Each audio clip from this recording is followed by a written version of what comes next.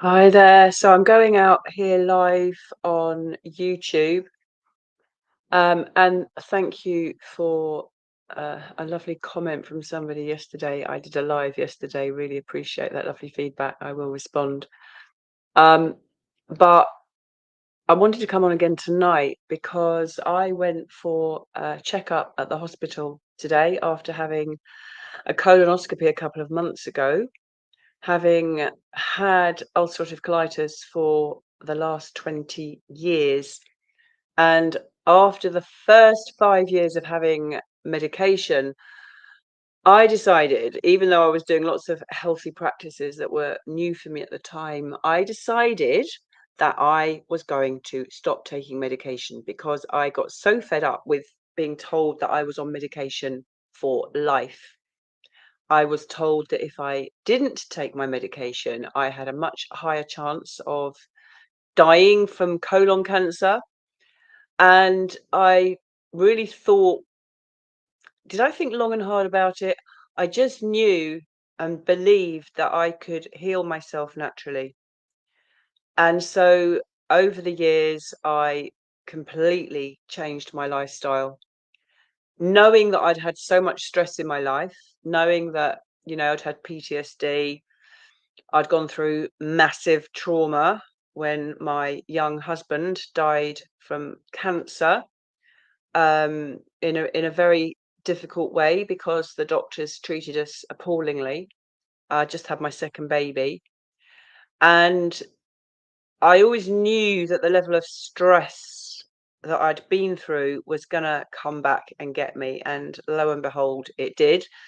I had post-traumatic stress on and off for 15 years, and kind of as that was coming to an end, um, my mother was given 2 months to live. My husband and given 2 weeks to live when I just had my second baby, but my mother was given 2 months to live. It was her second round of cancer, and she died at the age of 65, and, I was just I was 43, I think just turning 44, 43, something like that, and the stress of being told my mother was about to die, um, again, just knocked me into this my first experience of what was then called proctitis. So it was quite low down.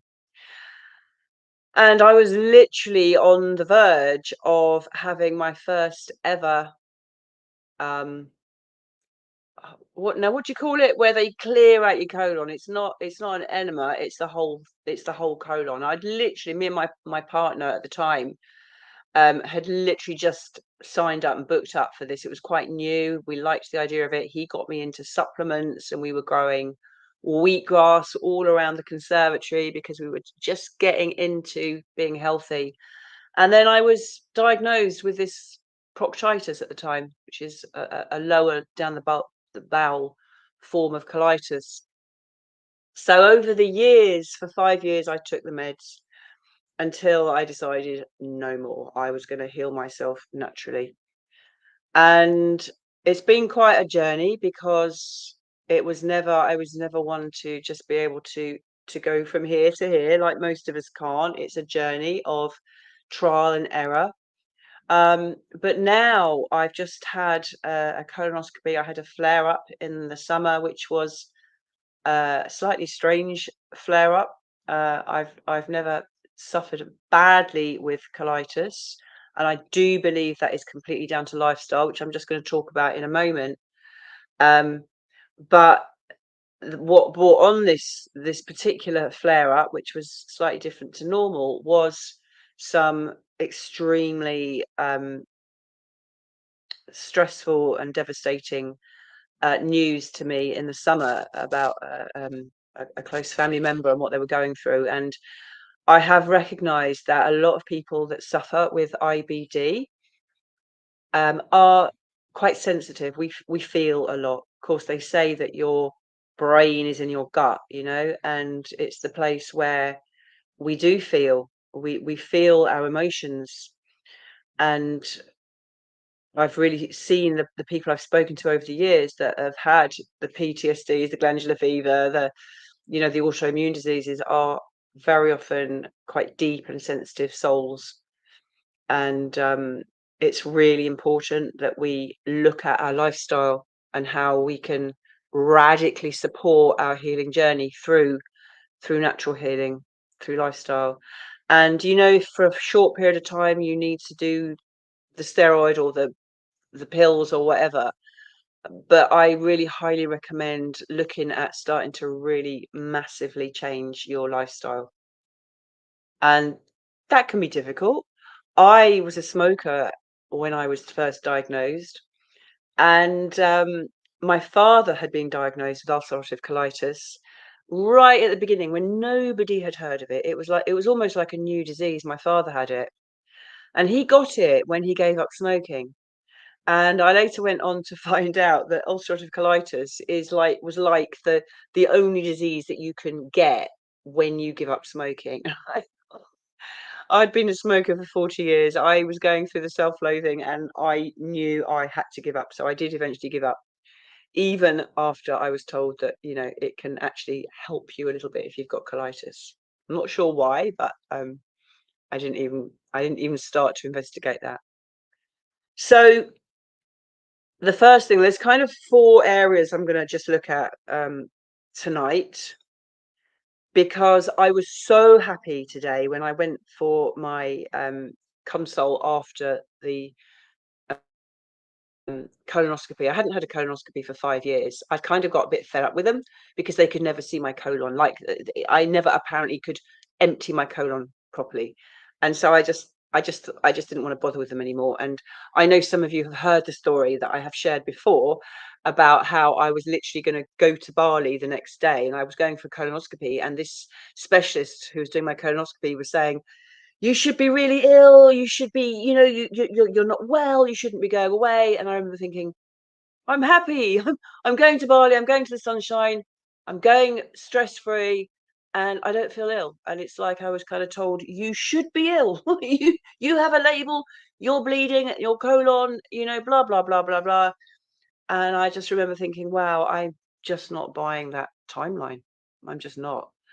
And always when I've gone away with a flare up, it's always healed whilst I'm in Bali or Thailand.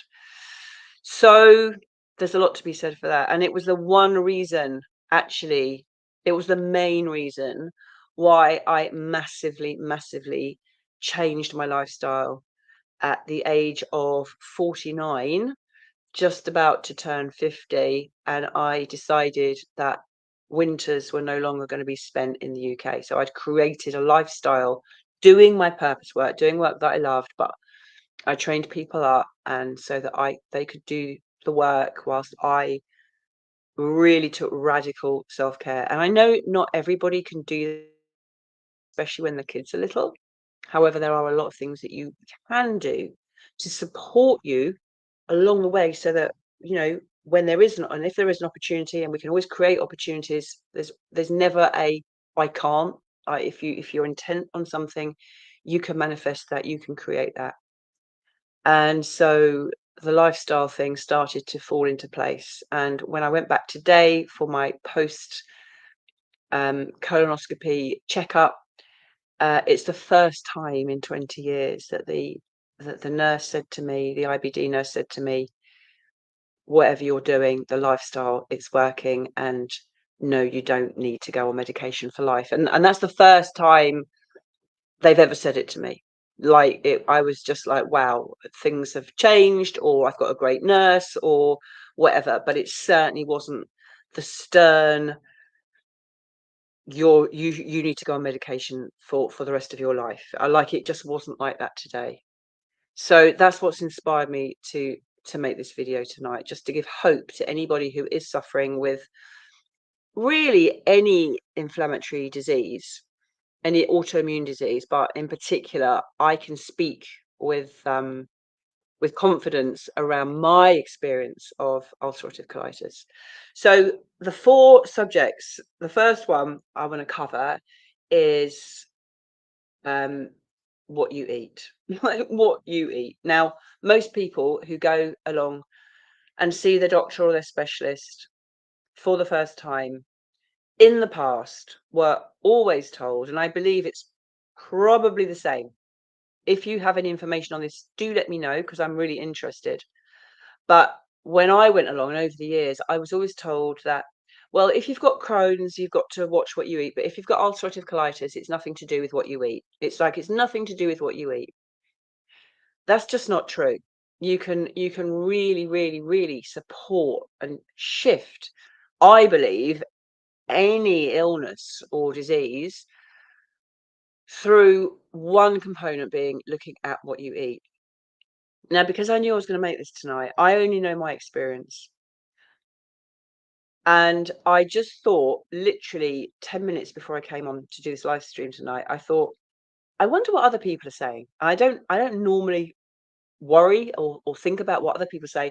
I always share everything from my own lived experience so that I know what I'm sharing is absolutely true for me. And if anybody wants to, try that on and see if it works for them, fantastic. So there's definitely not one rule fits all. But I thought I will just have a look tonight and see what other people say. And this is what I heard. I didn't watch one video. Some were shorts, some were longer, some were like 20-minute videos. I didn't watch one video that gave any food that was a constant. Literally every single video I watched was contradicting every other video. So some videos were saying, for example, you don't want high fiber. Um, so you don't want to be eating rice, you don't want to be eating apples, you don't want to be eating vegetables.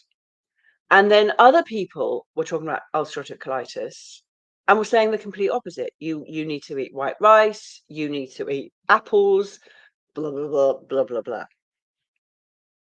So as somebody who has followed many diets over the years, I've been a vegetarian, I've never done veganism, and I would love to try carnivore, but I just am not that crazy about meat. I couldn't do it. I've done fruitarian a couple of times for a month.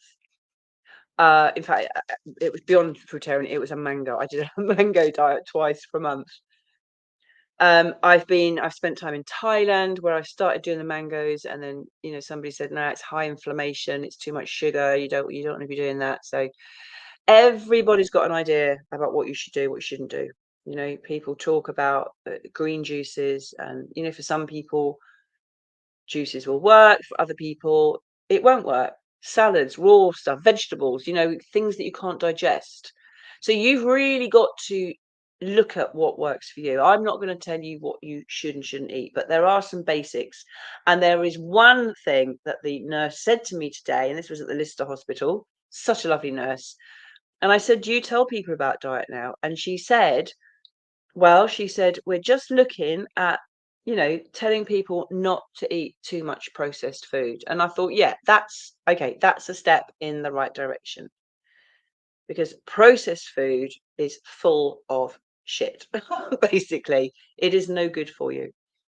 It's full of salt, it's full of sugar, it's full of all the stuff that you don't want in your body. Highly processed food. And that includes all the sugary pop drinks, Coca-Cola. People drink this Diet Coke. Just about everything in the supermarket. Look at the ingredients. I mean, you do when you start taking this seriously, and I can't imagine how anyone couldn't take their health seriously, but that's a whole nother topic, because that's the bit that I find confusing. It has to be it has to be emotional at some level. And also I think very much the spiritual aspect is to be part of this.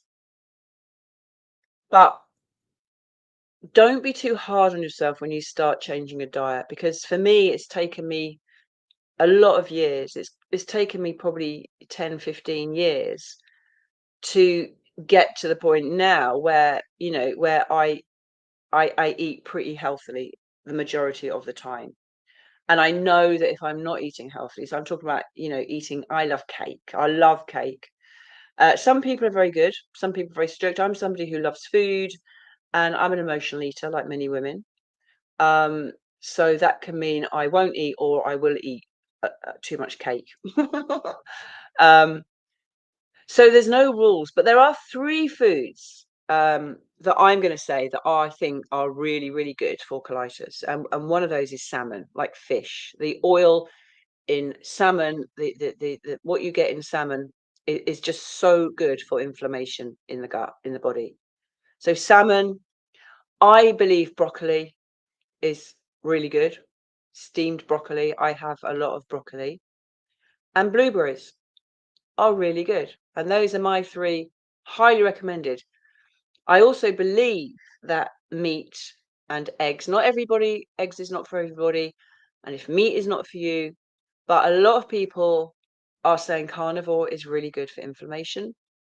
Of course, there were some videos I watched tonight, and I only watched very quickly. I just quickly, went through about 5 or 6 videos, and one of the videos, one or two of the videos, was sort of saying, don't eat animal product. So it's a bit of a minefield out there. Um, some were saying eat bananas, some were saying don't eat bananas. I think some of it depends if you've got really bad diarrhea. Like some people get really, really bad diarrhea with colitis. Most people get that. I generally get the opposite. And the bloating and some bleeding and a bit of sore tummy and other symptoms of this inflammatory bowel disease, which is what it is. So I think the foods that you're going to choose to eat will be dependent upon if you're in a flare and if it's constipation or if it's diarrhea that you've got. So I think that will play a part. And but I think generally grains I don't believe are good. Sugar is not good. Processed foods are not good. And then I think it's a case of suck it and see. Just try. So I'm not going to preach to anybody you should be carnivore, you should be vegan, you should be whatever. Some people say plant-based, some people say meat, animal products. Um, so what is really, really important is what I just said. Cut down on sugar, cut down on any food that's fried. And you can relay this on to any autoimmune disease, any inflammation in the body, which is most diseases are inflammation in the body. Like probably 95% of the diseases and the illnesses, the diseases that we have in the body are are due to inflammation in the body. So I do know that sugar, that so high carb sugar, processed food, and well, we'll come on to the other one because what causes stress in the body um, is actually the cortisol, which again is really heightened through stress. But we'll come on to stress. But in terms of food, just shift away from drinking sugary drinks, oils. Just stick to olive oil, coconut oil, no seed oils, no processed food, no fish pie with mash full of shit in it.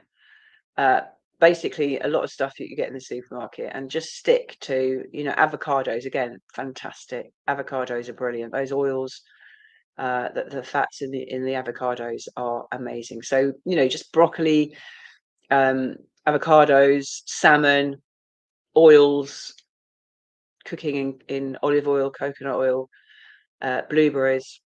And I can eat bacon and eggs. I try and avoid bread. I do occasionally eat sourdough bread, which I really like. Um, yeah, so that's the first one. You really, really need to look at your diet. Of course, if you need support and help with that, I do offer one-to-one coaching. So the second thing I wanted to talk about really was stress, and anxiety, and what causes what causes the body to go into inflammatory response in the first place. And the number one cause really of all stress in the body um, is is emotional stress. Is what we go through and how we respond. And what I realized for me is that I'm pretty good day to day because I have the tools. But sometimes in life, and I don't feel a victim at all, but sometimes in life,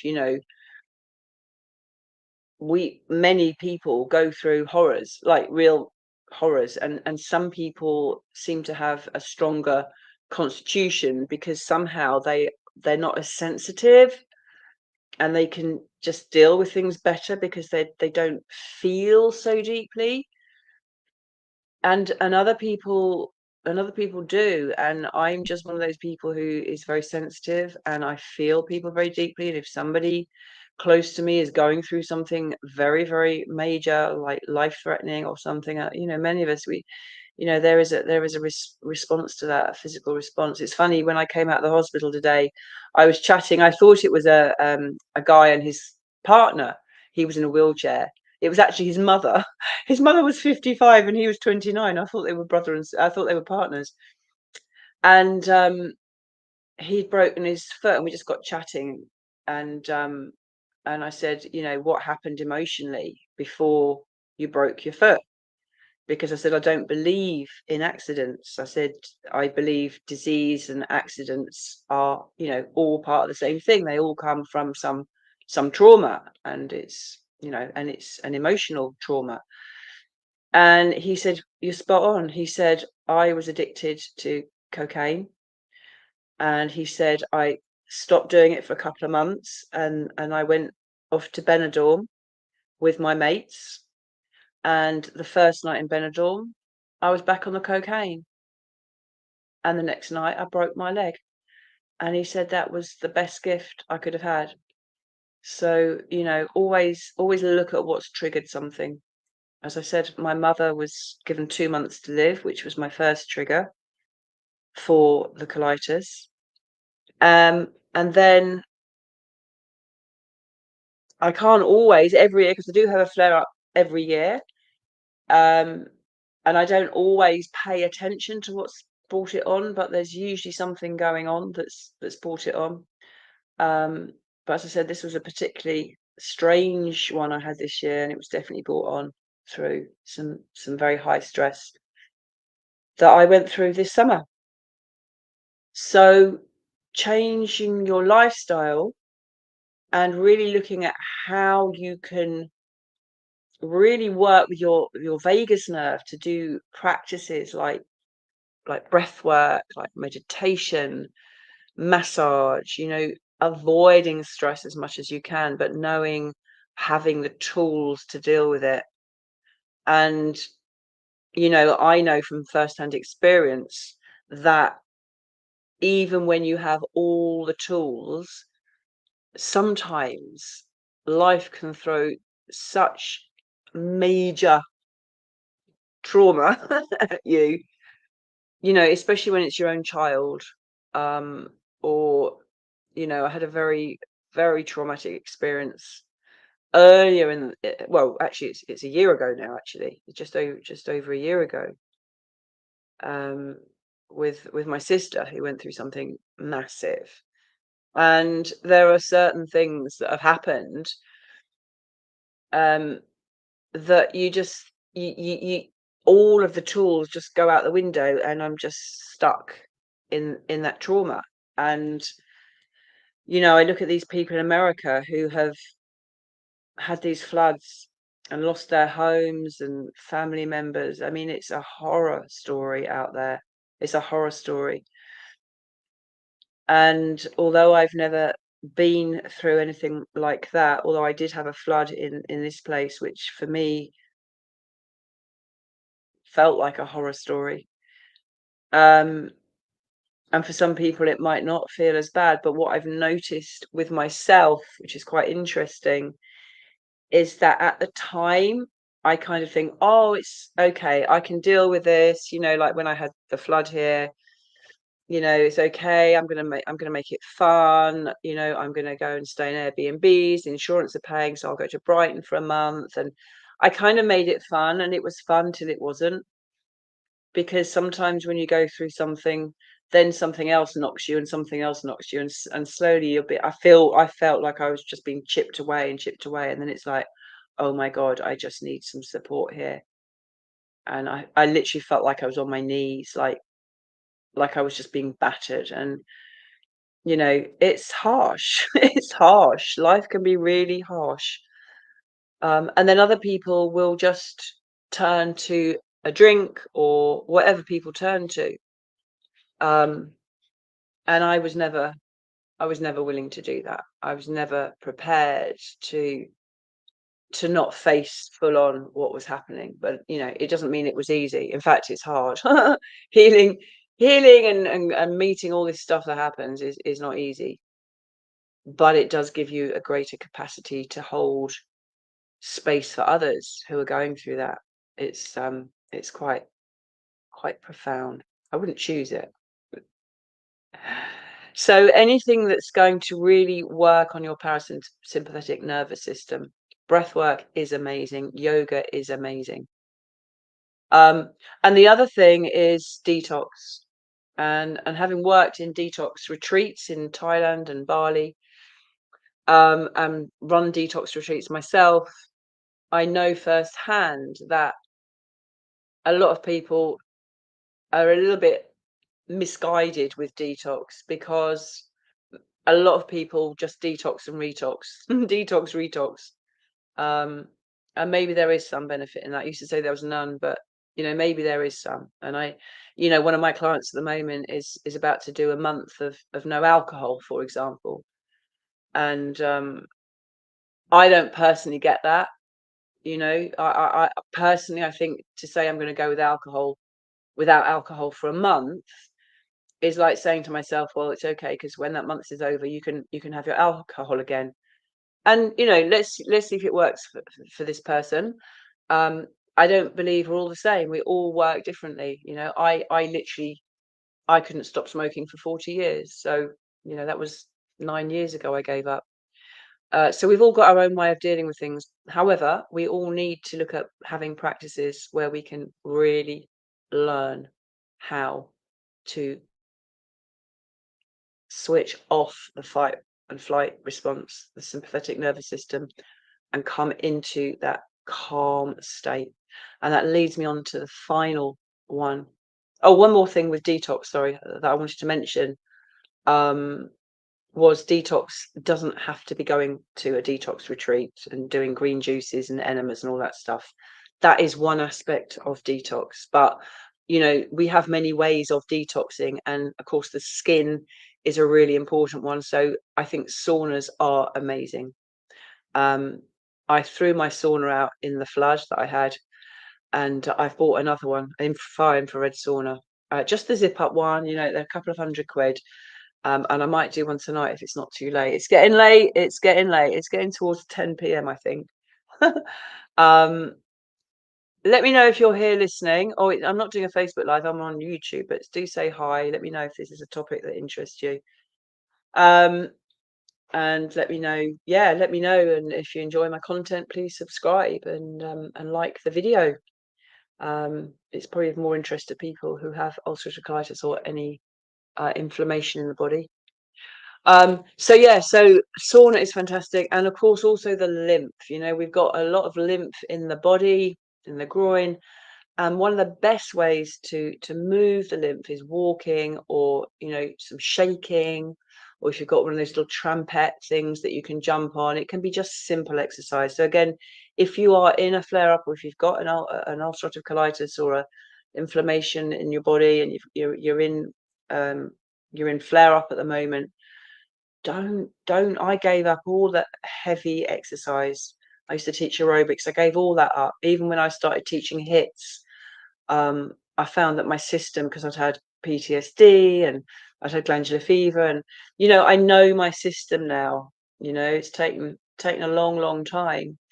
I can walk forever. I can walk forever, but I know that my body doesn't like pounding. In fact, most people's bodies actually don't really like pounding. But some people have a different constitution. Some people can take it. It's not for me. And actually, it never really was. I just used exercise in my 20s and my 30s to cover up my pain. And so my PTSD would be like I'd be have adrenal burnout, and then I'd go back to exercise, and I was like this all the time. And then I realized I couldn't teach aerobics anymore. That's how I got into yoga and Pilates. Yoga and Pilates is amazing exercise. And I've just started teaching some of my clients my Pilates, which is just very short bursts of exercise, high intensity for maybe 60 seconds, and then just keeping it very low for a couple of minutes, just simple movement, simple weight training. Just has to be gentle. You don't need to go mad, but we need to move the lymph, which we need to stay healthy. And very often people who are sitting at desks all day long, not moving, cramped up, closed up, tight, the lymph's not moving around, there's not much breath happening, and it all has a massive impact. And I know now that I can see now over the years, over the decades, that how everything doesn't have to be loads of it. It just has to be keep on moving in the right direction. And of course, the emotional work. I haven't even talked about the emotional work tonight. And then finally, sleep is so important, like good quality sleep. So you can get your um, melatonin.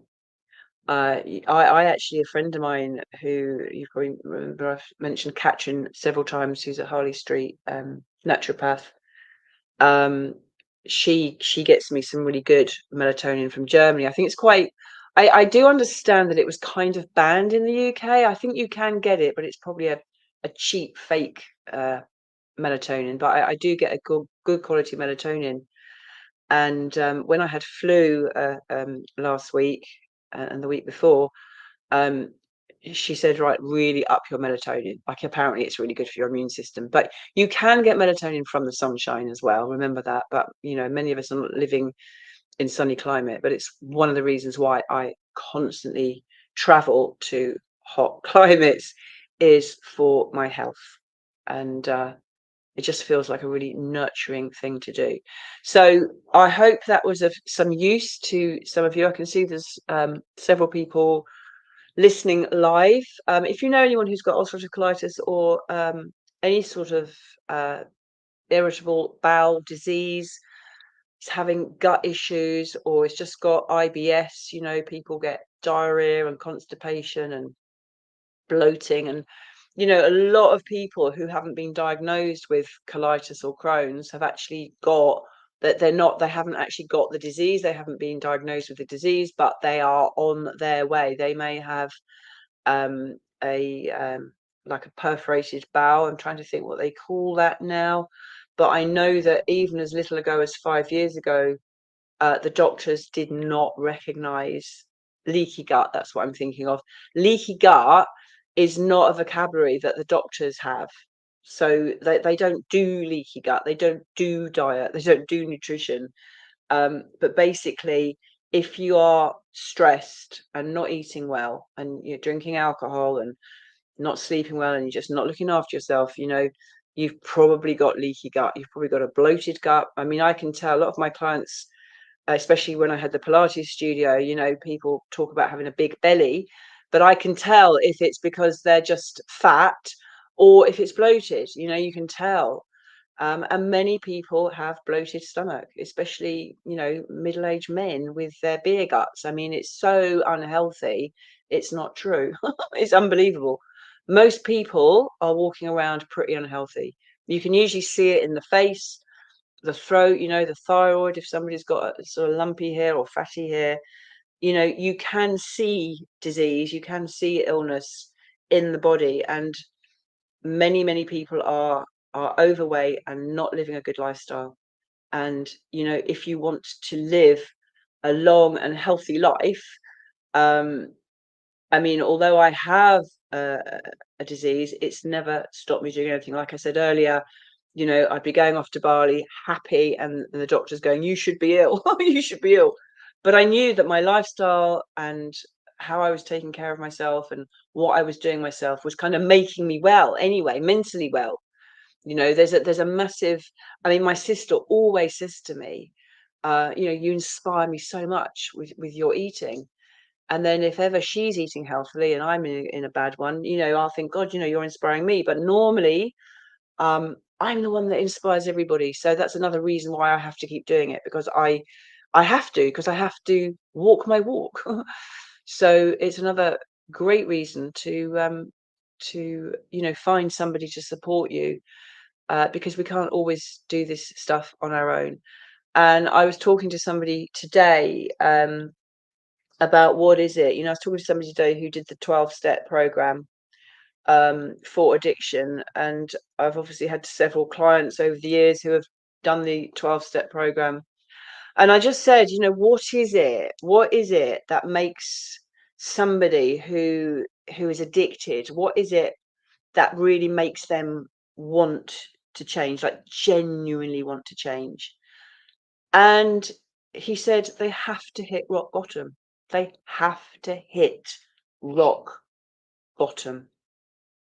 And I waited for so many decades when I wanted to give up smoking.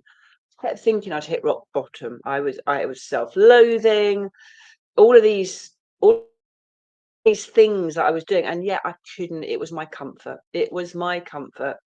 And I never did the patches. I didn't want the nicotine. I realized, when I gave up finally, that it was the inhale. Obviously, I was doing something with my fingers as well. It was comforting. It was habitual, but it was that.